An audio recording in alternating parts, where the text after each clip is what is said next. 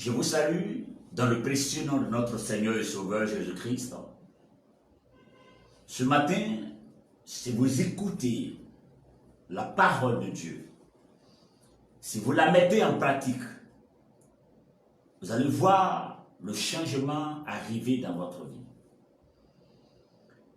Le thème de notre exhortation de ce matin est « Qui veut voir sa vie changer ?» Qui veut voir sa vie changer? Évidemment que tout le monde a envie de voir sa vie changer, mais on ne s'assoit pas là et on voit sa vie changer. Il y a des efforts à fournir, il y a des actes à poser, il y a pas mal de choses à faire pour voir notre vie changer. Alors nous allons essayer de développer ce thème à la lumière de la parole de Dieu. Je crois que vous allez comprendre ce message et je crois que cela apportera un changement, une transformation dans vos vies au nom de Jésus-Christ. Amen. Bien, je vais prendre la parole de Dieu dans le livre de Jérémie. Jérémie, le chapitre 11. Jérémie, chapitre 11. Et le verset... Jérémie 48, le verset 11. Voilà. Jérémie, le chapitre 48 et le verset 11. Je lis la parole de Dieu. Moab était tranquille depuis sa jeunesse. Ils reposèrent sur sa île. Il n'était pas vidé d'un vase dans un autre. Il n'allait pas en captivité. Aussi, son goût lui est resté. Son odeur ne s'est pas changée. Alléluia. Que le nom du Seigneur soit béni. Nous allons lire un autre passage. Ésaïe, le chapitre 16 et le verset 12. Ésaïe, le chapitre 16, le verset 6 d'abord et ensuite le verset 12. Ésaïe 16, le verset 6. Nous entendons l'orgueil du superbe Moab, sa fierté et sa hauteur, son arrogance et ses vains discours. Le verset 12, on voit Moab qui se fatigue sur les hauts lieux. Il rentre dans son sanctuaire pour prier et il ne peut rien obtenir. Seigneur, ce matin, je t'invite à bénir ta parole. Fais-nous du bien, conduis toutes choses à la gloire de ton nom. Que toi seul ton règne vienne, que toi seul ta grandeur soit démontrée au nom de Jésus-Christ. Amen. Bien-aimés, tous voulons voir un changement arriver dans notre vie. Nous voulons voir des choses nouvelles. Nous sommes fatigués de voir la disette, la médiocrité, l'échec, la désolation. Nous sommes fatigués de voir toujours les mêmes routines dans nos vies.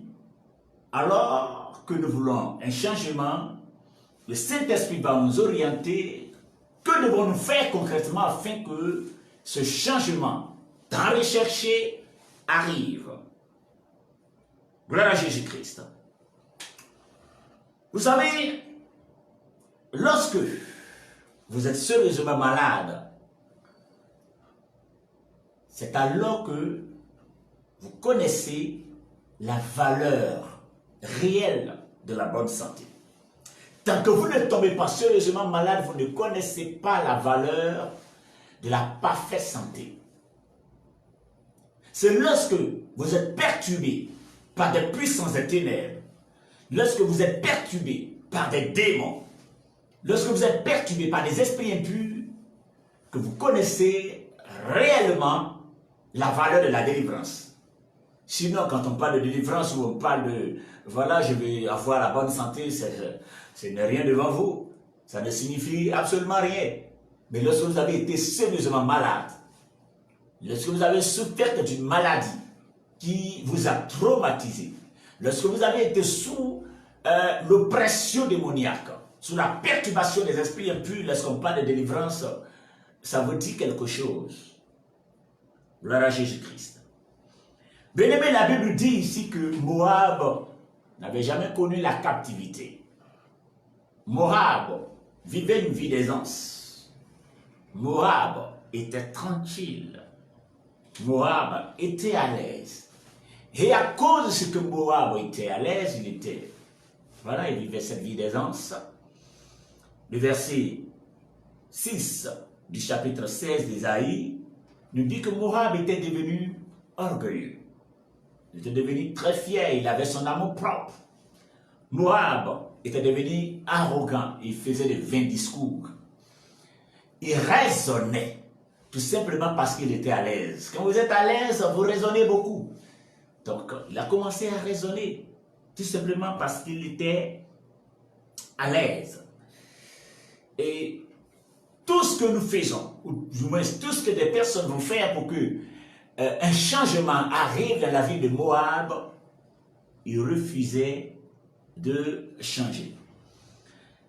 Mais là où je crains, là où j'ai vraiment peur, le verset nous dit, le verset 12 du chapitre 16 du livre d'Ésaïe, nous dit que Moab se fatiguait sur les hauts lieux et il n'allait rien obtenir. Mais c'est un verset qui fait peur. Le haut lieu représente la présence de Dieu. Le haut lieu représente l'église, la maison de Dieu. Alors Moab, et on ne dit pas que le lieu, le haut lieu, mais les hauts lieux. Donc Moab allait de haut lieu en haut lieu. Moab allait d'église en église, de prophète en prophète, de pasteur en pasteur, d'évangéliste en évangéliste, d'apôtre en apôtre, de docteur en docteur, mais il n'y avait pas de changement dans la vie de Moab. Autant de haut lieu connu par Moïse et par Moab, rien n'a changé dans la vie de Moab.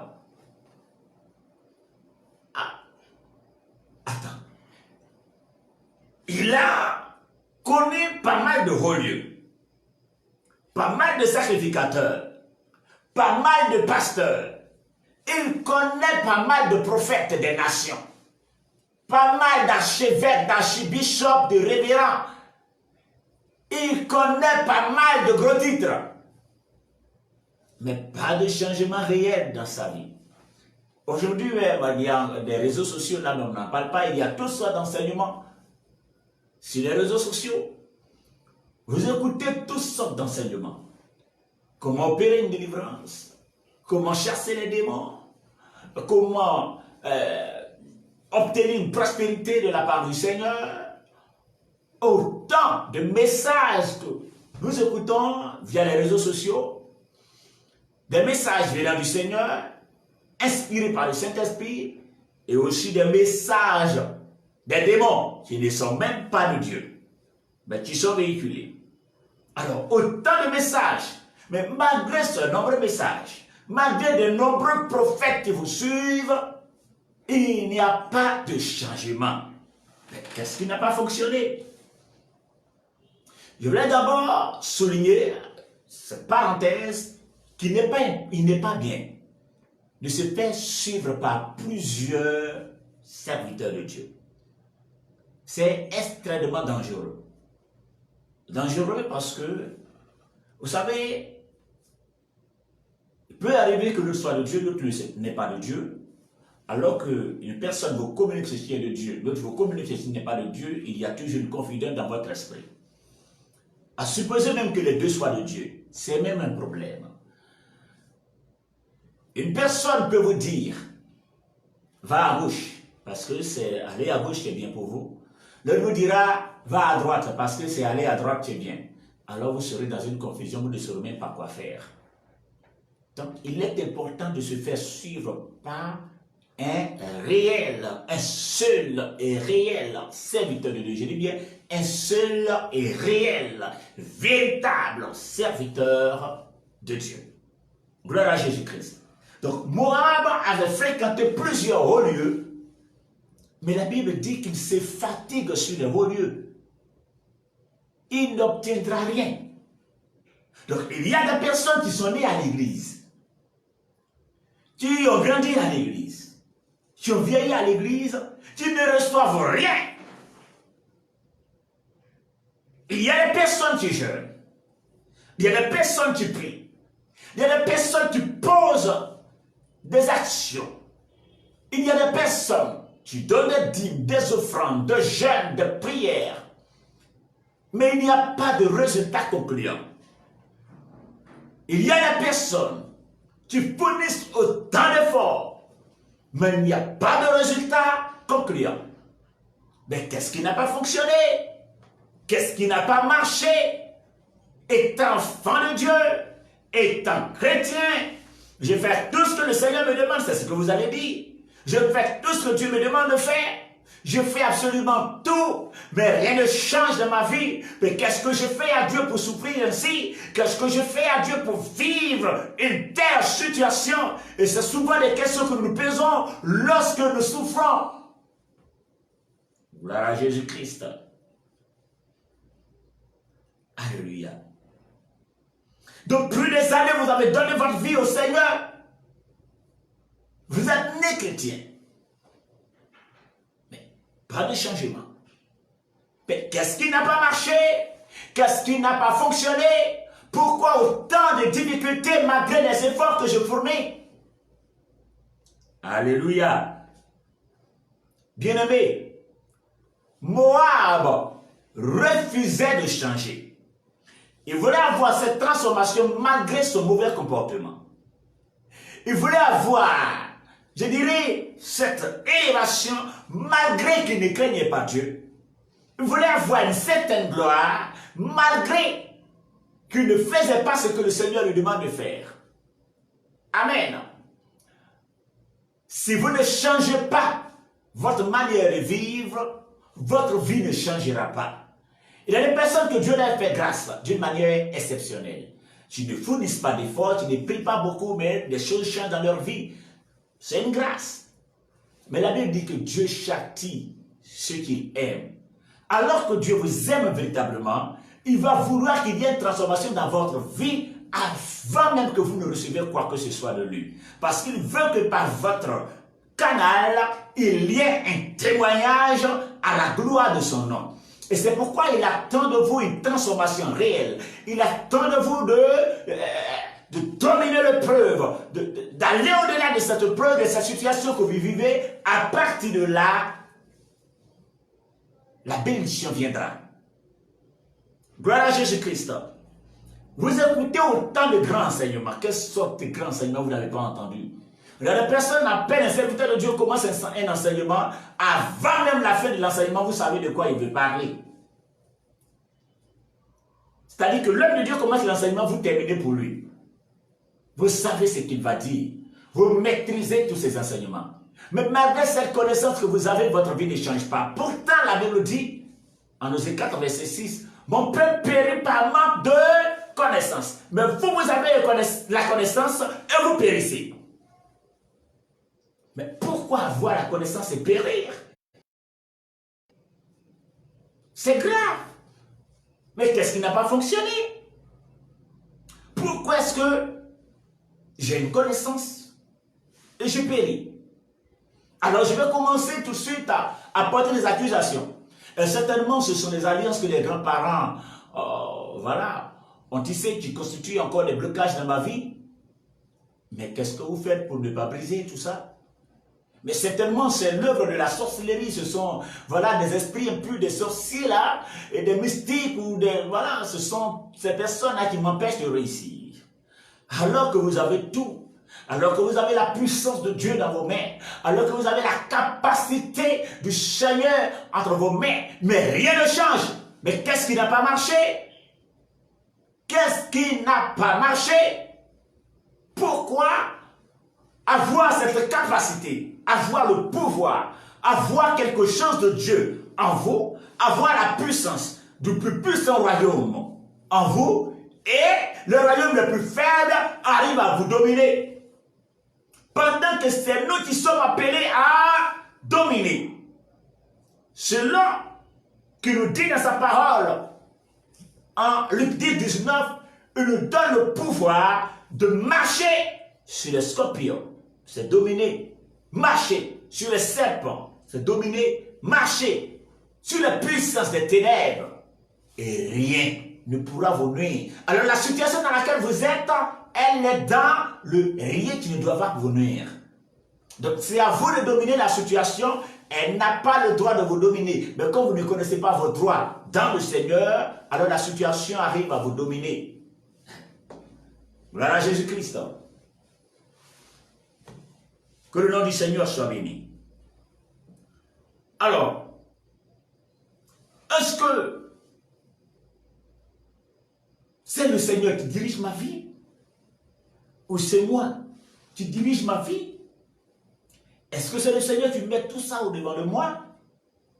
Est-ce moi qui ai réellement un problème? Est-ce que je suis un problème? Bien-aimé, rien ne changera dans votre vie si vous ne commencez pas par changer vous-même.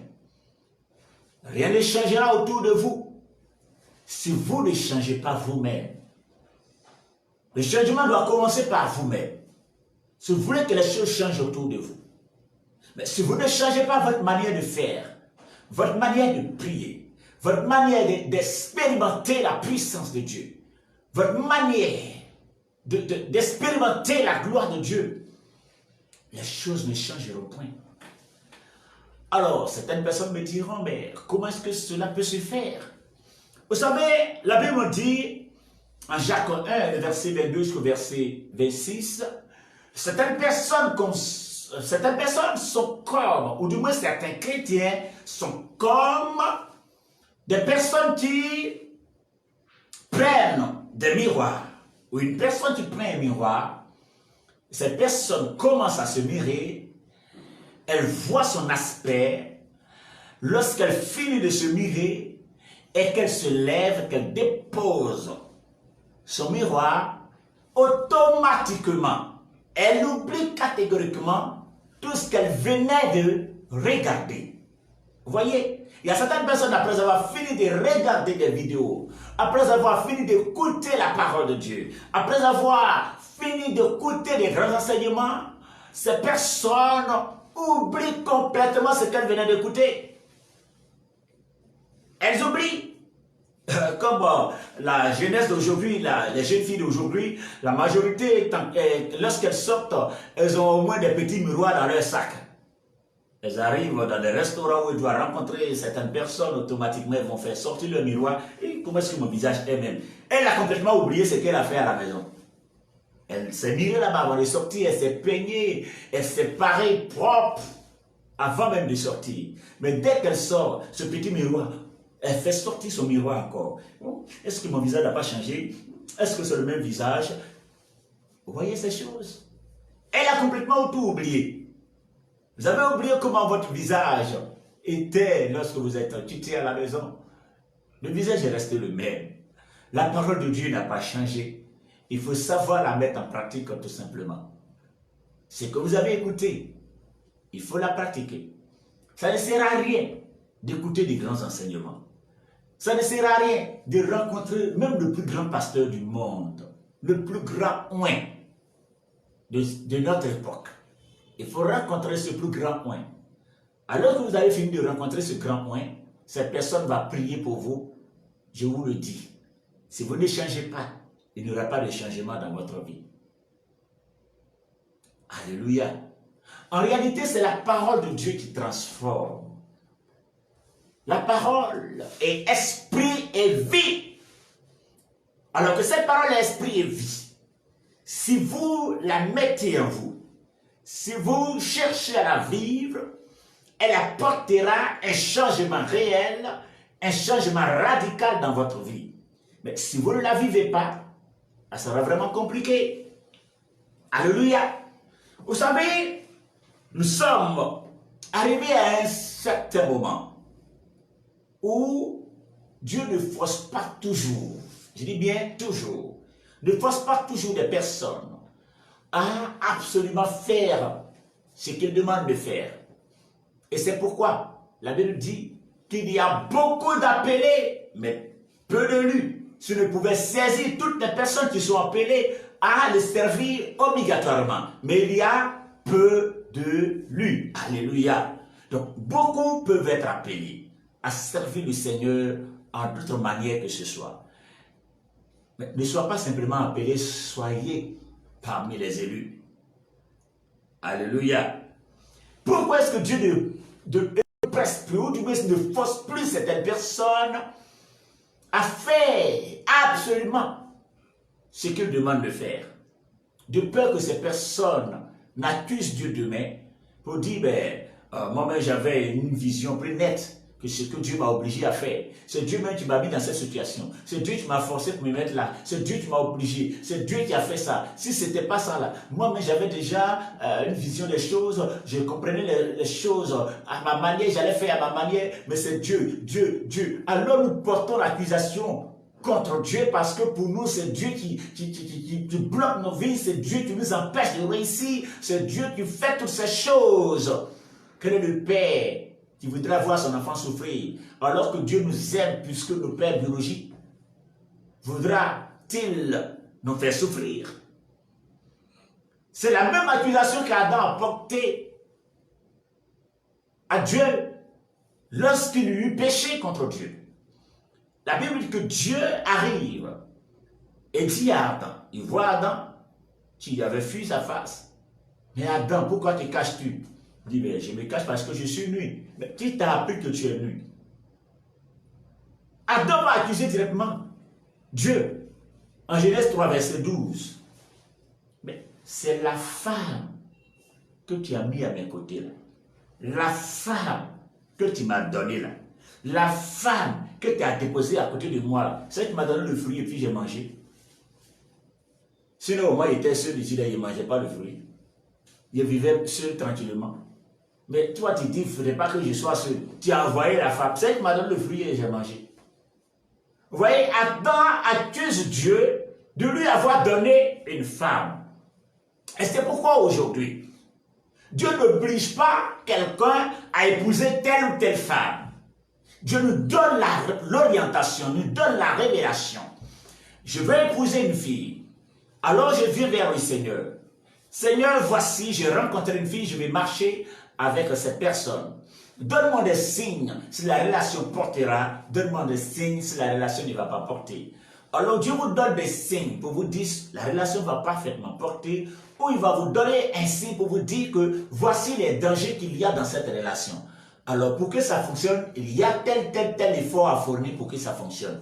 Mais lorsque nous ne comprenons pas ce genre de message et nous appuyons sur des révélations de certains serviteurs de Dieu qui ne viennent, ces révélations ne viennent même pas du Seigneur, ils se diront, Dieu me dit que celle-là, ce n'est pas ta femme. Dieu me dit que lui-là, ce n'est pas ton mari. C'est lui-là qui est ta femme, c'est celui-ci. Attends, il arrive que ce sont des personnes que vous venez de rencontrer tout de suite. Il arrive que vous ne connaissez pas véritablement ces personnes. Il arrive qu'il y a tant de choses que vous ne maîtrisez pas dans la vie de ces personnes, mais Dieu a dit, c'est celle-ci, ou celle-là, celui-ci, celui-là qui est ta femme. Pendant que Dieu n'a rien dit. Des révélations montées de toutes pièces. Des arrangements. C'est pourquoi aujourd'hui il y a autant de divorces dans le milieu chrétien. Autant de divorces des chrétiens évangéliques qui divorcent à cause des mariages, je dirais par révélation mensongère, une révélation mensongère qui n'est même pas du Seigneur, prêtez attention afin de ne pas vous faire manipuler par, je dirais, toutes ces révélations qui ne viennent pas du Seigneur. Gloire soit rendue à notre Seigneur et Sauveur Jésus-Christ. Bien, pourquoi est-ce que j'ai accepté le Seigneur, je marche avec lui, je jeûne, je prie, et les choses ne changent pas aussi pour moi? C'est vrai que je ne prie pas, c'est vrai que je ne fais pas tant, mais voilà, il y a certaines personnes qui ne fournissent pas autant d'efforts qui sont bénies, mais vous n'êtes pas là, vous n'êtes pas les mêmes. Vous n'êtes pas la même chose. Certaines personnes commettent des erreurs. Dieu patiente avant de les châtier. Mais nous autres, si on a essayé quelque chose, il m'a même déjà prévenu. Donc, des personnes que Dieu aime, c'est comme ça. Pas que Dieu aime les autres. Il aime aussi les autres. Mais ce n'est pas la même manière. La Bible dit que l'Éternel dit, j'ai haï Jacob. J'ai haï Ésaü et j'ai aimé Jacob. Jacob a fait quoi? Il n'a rien fait. Bien qu'il soit un planteur, un trompeur, Dieu l'aimait. Et Ésaü, Dieu n'aime pas Ésaü. Pas qu'il le déteste, vouloir le détruire. Mais ce n'est pas le même niveau d'amour qu'il porte pour, ou du moins ce qu'il portait pour les deux. C'est pourquoi il dit, j'ai aimé Jacob, j'ai haï Ésaü. Donc, il y a des personnes, et surtout des personnes que Dieu aime, il leur est souvent difficile de s'en sortir. Si ces personnes ne changent pas de vie, tout simplement parce que le Seigneur veut que par la vie de ces personnes, il y ait un grand témoignage. Par la vie de ces personnes, son nom soit glorifié. Et c'est pourquoi le Seigneur permet toutes ces choses. Alléluia. Donc, étant enfant de Dieu, il y a autant de bénédictions aussi pour moi. Mais pourquoi je vais à l'église, je fais tout ça et il n'obtient rien? Comme Moab, qui perd son temps, se fatigue sur le haut lieu, mais ne reçoit absolument rien. Deutéronome 7, verset 14, nous dit que Dieu veut que nous, qui sommes son peuple, nous soyons plus bénis, plus que tous les peuples de la terre. Alors que Dieu veut que parmi son peuple, il y a plus de bénédictions que ceux qui ne le craignent pas.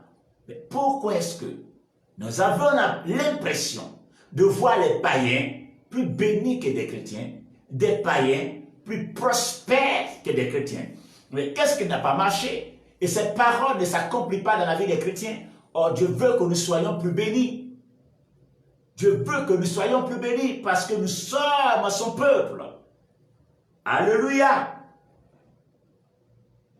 Tout simplement parce que nous avons notre part de responsabilité. Nous avons notre part de responsabilité chrétien que nous sommes. Si nous devons entendre le Seigneur agir, Seigneur intervient, Seigneur agir, vous allez faire 50 ans, 100 ans, pas de résultat concluant. Changez votre manière d'opérer.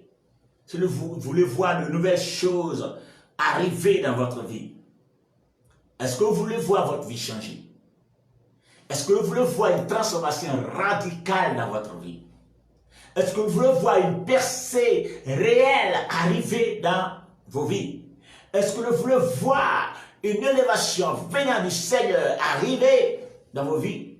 Est-ce que vous voulez voir la gloire de Dieu se manifester, se matérialiser dans vos vies?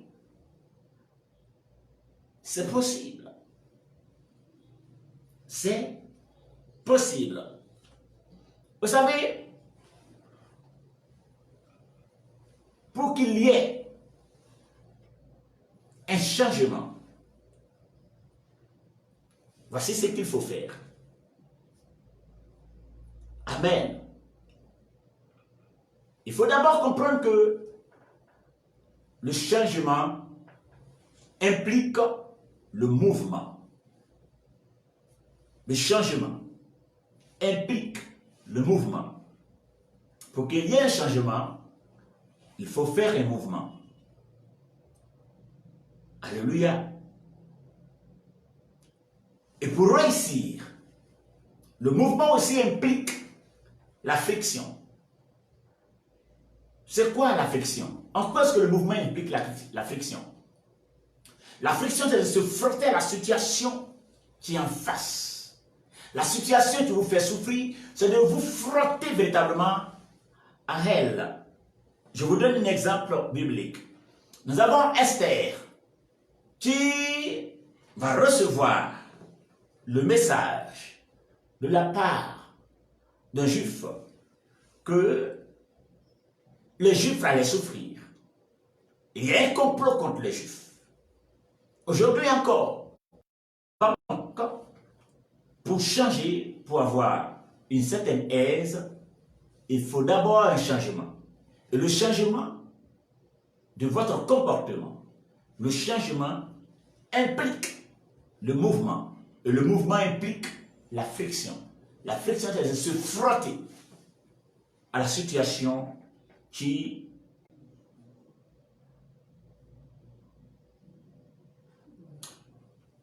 alors, le changement implique le mouvement implique l'affection. Vous savez, dans cette vie, sur la terre où nous sommes, rien n'est valeureux que la perspicacité dans le voyage de la vie.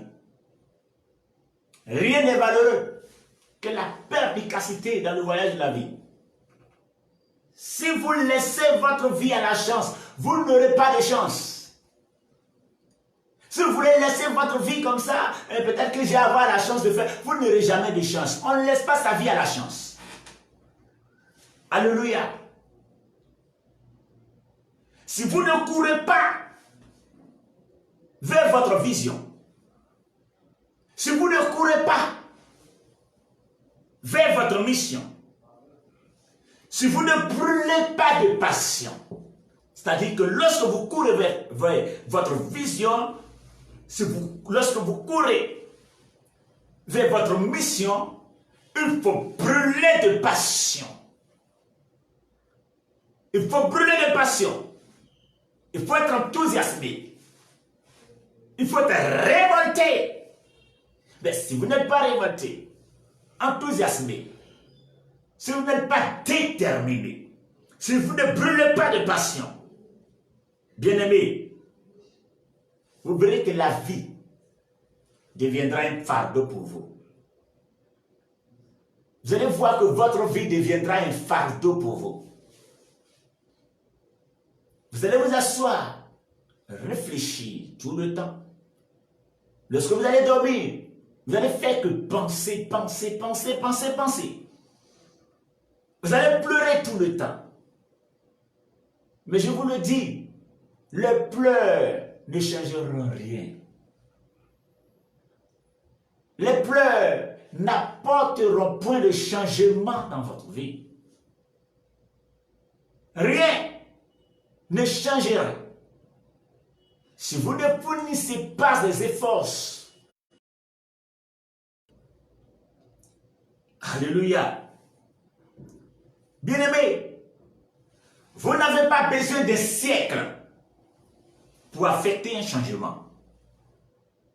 Vous n'avez pas besoin de 30 ans, de 100 ans, de 50 ans pour apporter ou pour affecter un changement dans vos vies. Vous avez juste besoin d'une préparation efficace. Vous avez juste besoin d'une détermination, de la foi en Jésus-Christ.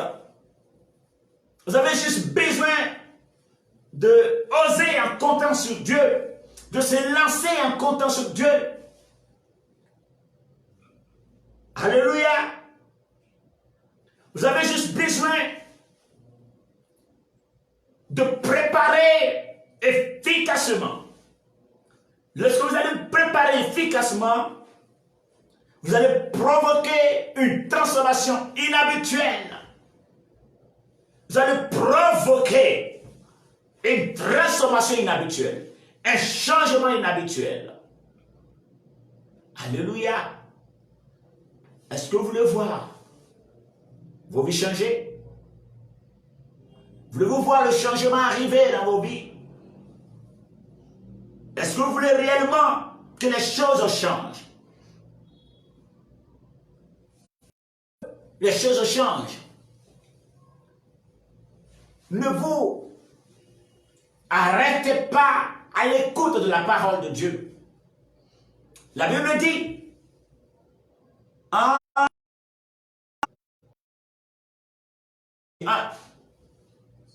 que ce livre de la loi ne se loigne point de ta bouche. Médite-le jour et nuit, pour agir fidèlement selon ce qui est écrit. Donc, lorsque vous méditez, lorsque vous écoutez, vous la mettez en pratique, et lorsque vous la mettez en pratique, c'est alors que tu réussiras, c'est alors que tu auras du succès dans tes entreprises. Voulez-vous qu'il y ait du succès dans votre entreprise? Est-ce que vous voulez qu'il y ait réellement de la progression, de l'élévation, de la percée, de la prospérité, de la réussite dans vos entreprises? Voulez-vous voir réellement un changement arriver dans ce que vous faites? Cela est possible. Oui, c'est possible. Alors, pour que cela arrive, soyez engagés. Il faut que vous soyez engagés. Engagés à quoi faire? Engagés dans la connaissance de la parole de Dieu. Engagés dans la pratique de la parole de Dieu. Engagés dans la vie de prière. Engagés dans la démonstration de puissance. Engagés dans la foi en ce Dieu. Parce que si vous n'êtes pas engagé dans la démonstration de puissance, bien aimé, vous perdrez. La vie chrétienne est une vie de démonstration de puissance. Je ne parle pas du vaudou. Je ne parle pas de ceux qui rentrent dans l'occultisme. Je veux parler des personnes qui aiment expérimenter la véritable puissance de la puissance de Dieu. Alléluia. C'est cela. C'est ce que le Seigneur recherche. Et nous dit dans sa parole, en Psaume 68, verset 29, ton Dieu ordonne que tu sois puissant. Enfant de Dieu, Dieu donne l'ordre que tu sois puissant. Expérimente la puissance dans tout ce que tu fais. Il veut voir ta puissance. Il veut voir des forces expérimentées. Il veut voir des choses que vous voulez réellement expérimenter. Vous voulez voir la main de Dieu en action? C'est ce qu'il attend de vous. Il nous dit, en Luc 19, il nous donne le pouvoir. Mais pourquoi est-ce que moi qui ai reçu le pouvoir, étant enfant de Dieu, je suis dominé par des personnes qui ont reçu une puissance inférieure à ce que j'ai reçu? Pourquoi moi qui suis du plus puissant royaume, je suis faible face au royaume faible? Vous voyez? Donc, vous avez votre part de responsabilité. C'est le Seigneur qui élève, comme sa parole dit en Psaume 75, verset 7. Mais vous avez votre part de responsabilité. Votre part, c'est de ne pas être comme Moab, qui vivait déjà une vie d'aisance, donc il s'en foutait. C'est de ne pas être comme Moab, être des personnes négligentes, des personnes qui n'ont pas de prière, des personnes qui vivent leur vie comme elles l'entendent. vous risquez d'avoir tous les jours des problèmes. Alléluia. Soyez engagés. Mais ce qui me rassure est que la Bible dit, en Jérémie 1, verset 19, ils te feront la guerre, ils ne te vaincront point. Waouh! Alors, si des personnes doivent me faire la guerre pour ne point me vaincre, de quoi ai-je peur? Si des personnes ou des esprits impurs, des puissances des ténèbres, des sorciers ou qui que vous voulez, si cette personne me fait la guerre, il ne me vaincra point parce que j'ai quelque chose de supérieur à moi, ne trouvez-vous pas cela merveilleux? Ne trouvez-vous-t-il pas cela merveilleux? Alléluia. Vous ne pouvez pas apporter un changement dans votre vie. Alléluia. Sans réellement s'engager. Vous ne pouvez pas être engagé. Suivez-moi bien. Alléluia. Vous ne pouvez pas vouloir obtenir un changement sans réellement faire du mouvement. Le mouvement implique l'affection. Mais aussi, vous ne pouvez pas être réellement engagé à vouloir changer quelque chose dans votre vie sans être créatif. Amen. Vous ne pouvez pas être engagé, déterminé, affronter la situation sans être créatif. Et on ne peut pas être créatif sans être productif. Vous ne pouvez pas être créatif sans être productif. Et on ne peut pas être productif sans avoir du succès. Vous ne pouvez pas être productif sans avoir du succès. Mais aussi, vous ne pouvez pas avoir du succès sans impacter une génération. Vous ne pouvez pas avoir du succès sans impacter une nation. Vous ne pouvez pas avoir du succès sans impacter votre famille, sans impacter une nation. Alléluia. Mais je suis seul, comment est-ce que je vais pouvoir changer tout ça dans ma famille? Je ne suis que la seule chrétienne, le seul chrétien, je ne suis que la seule personne qui prie, mais comment est-ce que je vais changer autant de choses? Il y a trop de choses à faire, je ne peux pas. Vous pouvez y arriver. Élie seul a apporté le changement en Israël. La Bible dit qu'Élie était un homme de la même nature que nous. C'est-à-dire un homme qui avait aussi des limites comme nous. Mais il a apporté le réveil spirituel en Israël. Lui seul, il a apporté le réveil en Israël. Vous me direz peut-être que c'est dans l'ancienne alliance. Philippe seul a apporté le changement en Samarie.